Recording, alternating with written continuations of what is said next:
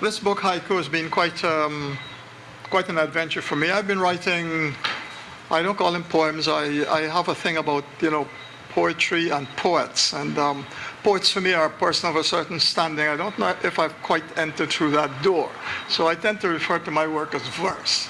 I've been writing verse for as long as I have been painting and doing all the rest of things that Ian mentioned. One thing he forgot to mention, that I make wonderful soup. Wonderful soup. Yes, I know that. Yeah, and also a very special kind of chow mein. My specialities. So I refer to myself as a maker because, people say, oh, you're an artist. Well, then you are an artist. But for me, I've always been engaged in making things since I was a child. And my first tool was a double-edged razor blades that I used to collect from the Mr. Cummings who lived next door to us in the tenement yard in 132 Carmichael Street. And I don't know to this day how I escaped tetanus, and I owe that to my intrinsic skill in using tools. So eventually I graduated to Big Boys Tools. So now I have a workshop with Big Boys Tools, and I produce a lot of expensive sawdust. First of all, there was a time when poems stopped arriving. I'm not one of those persons, the fortunate few, who can sit and say, okay, I'm going to write a poem about ripe mangoes and produce something that is substantial. John Agard has that particular facility. I do not.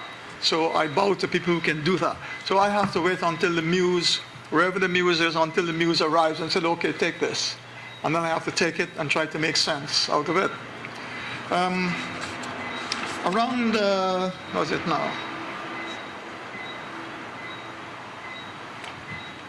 Around 2007, no poems were arriving. Normally I would write, 10, 15, 20, sometimes 30 poems a month.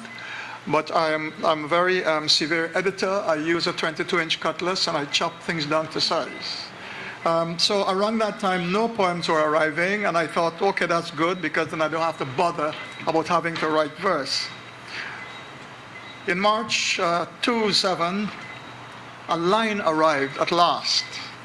So I wrote it down, waiting for the usual procession of other lines to follow, and then you begin one line, another line, until the thing is completed.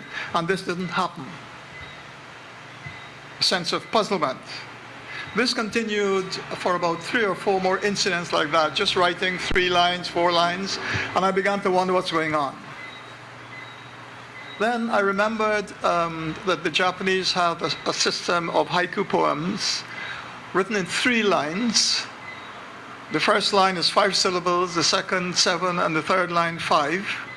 And I said, I'd like to look at these things again. So I started to examine these lines and realized that I had lines of like 23 syllables, 25 syllables, 17 syllables, whatever.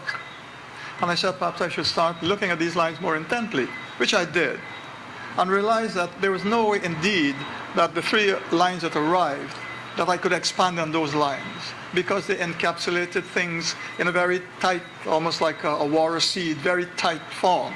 There's nothing else that I could add to that. So I accepted it and proceeded. And the result was that several more sequences arrived, and I was on my way writing these poems. And so I had a good laugh to myself. I said my muse perhaps was on a visit to Japan on holiday. The themes that I used were taken mainly from observation. You observe something, and it registers on your mind, and then you begin to work on it until a form emerges. The poems in the haiku series, they have not been given names. I have an aversion to giving things very striking names, because that tends to detract from the work itself. So Emily Dickinson, one of my favorite poets, I numbered them, 1, 2, 3, whatever. And in the case of my paintings, I also try to keep titles very, very simple. And sometimes the titles are so obvious you can disregard them and begin to read into the work what you find. And I believe in that kind of participation, that you create whatever you need to create from what you see. And people come and ask me what things mean. I tell them, let me hear what you think it is. And very often, I get the most extraordinary explanations that never crossed my mind.